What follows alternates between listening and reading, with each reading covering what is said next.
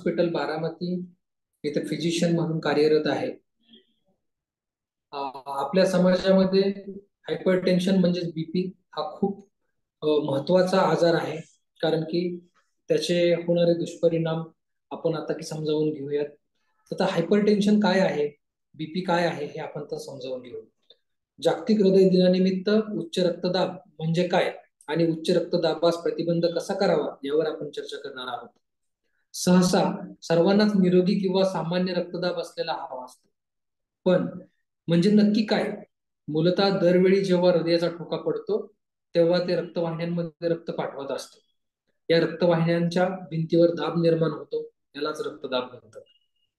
सहसा निरोगी व्यक्तींमध्ये दिवसभर रक्तदाब वाढत आणि कमी होत असतो, परंतु जेव्हा बराच काळ रक्तदाब जास्त असतो किंवा त्यावर उपचार केले गेले नाहीत तर त्यातून आरोग्याच्या गंभीर समस्या निर्माण होऊ शकतात.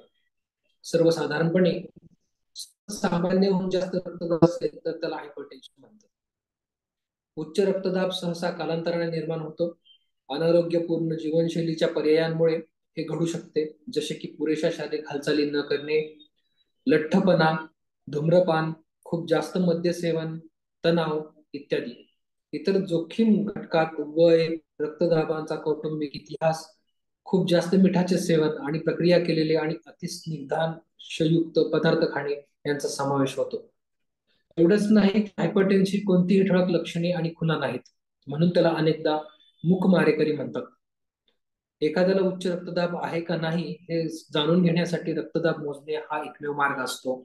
जर एखाद्या व्यक्तीला यापैकी कोणत्या लक्षणांचा अनुभव येत असेल तर त्यांनी आपला रक्तदाब तपासून घ्यावा. निरोगी किंवा सामान्य रक्तदाब हा 120-80 mmHg होऊन कमी असावा, किंवा हे वरचा रक्तदाब 120 आणि खालचा रक्तदाब 80 असेही वाचतात. जर रक्तदाबाची पातळी 140-90 पेक्षा जास्त असेल तर त्या व्यक्तीला हायपरटेन्शन आहे. जर एखाद्या व्यक्तीच्या बीपीच्या पातळ्या याहून जास्त असतील तर तिला किंवा त्याला गंभीर हृदयविकार होण्याचा धोका असू शकतो. निरोगी जीवनशैलीच्या दिशेने पावले उचलून त्या धोक्याला प्रतिबंध करता येतो आणि तो कमी करता येतो.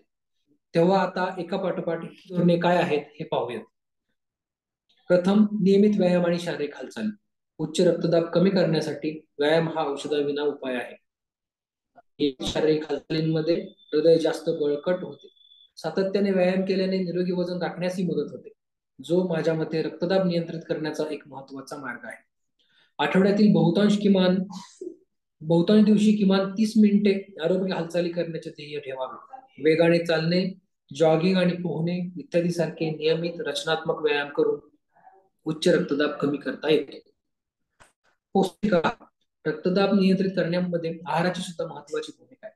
हायपरटेन्शन असलेल्या रुग्णांसाठी संपूर्ण धान्य म्हणजे कडधान्य, विविध प्रकारची फळे, भाज्या यांचा समावेश असलेल्या आहाराची शिफारस केली जाते. आहाराद्वारे रक्तदाब कमी करण्यासाठी किंवा त्यास प्रतिबंध करण्यासाठी डॅश आहारासारख्या आहार रचनेचा अवलंब केला जाऊ शकतो. डॅश म्हणजे dietary approach to stop hypertension. Hypertension रोखण्यासाठी आहारात्मक दृष्टिकोन आहार. डॅश आहारामध्ये फळे, भाज्या, संपूर्ण धान्य, कमी स्निग्धांशयुक्त किंवा पूर्ण स्निग्धांश काढलेला दुग्धजन्य पदार्थांचा समावेश असतो.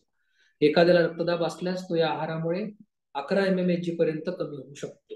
आहारातील सोडियमचं प्रमाण कमी करा. आहारातील सोडियमचं प्रमाण थोडे जरी कमी केले तरी हृदयाचे आरोग्य सुधारू शकते आणि तुम्हाला रक्तदाब असल्यास 5 ते 6 mmHg रक्तदाब कमी होऊ शकतो. तुमच्या आहारातील सोडियम कमी करण्यासाठी शक्य असल्यास पदार्थावरील लेबल काळजीपूर्वक वाचा. तुम्ही सामान्यतः खरेदी करत असलेल्या खाद्यपदार्थ आणि पेयासाठी कमी सोडियमचे पर्याय निवडा. प्रक्रिया केलेले पदार्थ कमी घ्या. प्रक्रिया करताना बहुतांश सोडियम मिसळले जाते, तेव्हा नैसर्गिक गोष्टी खा. तिसरी गोष्ट, धूम्रपान सोडा. धूम्रपान बंद केल्यामुळे तुमचा रक्तदाब सामान्य होण्यास मदत होते. धूम्रपान सोडल्यामुळे तुमची हृदयरोगाची जोखीम प्रभावीपणे कमी होऊ शकते आणि तुमचे एकंदर आरोग्य सुधारू शकते. चौथी गोष्ट, रक्तदाबावर नियमित देखरेख ठेवणे. हायपरटेन्शन असलेले काही रुग्ण डॉक्टरांकडे जाऊन त्यांचा रक्तदाब तपासून घेतात, परंतु दरवेळी डॉक्टरांकडे जाऊन रक्तदाब तपासून घेणे शक्य नसते. तेव्हा बहुतेकदा मी रुग्णांना स्वतःच बीपी तपासत राहण्याचा सल्ला देतो. स्वतः तपासत राहिल्यामुळे व्यक्तीला दिवसातील वेगवेगळ्या वेळी आणि दीर्घकाळ बीपी तपासता येतो. त्यामुळे डॉक्टरांना सुद्धा त्या व्यक्तीच्या रक्तदाबाची वेगवेगळ्या वेळची रिडिंग्स मिळतात आणि त्यामुळे एक स्पष्ट चित्र मिळण्यास मदत होते.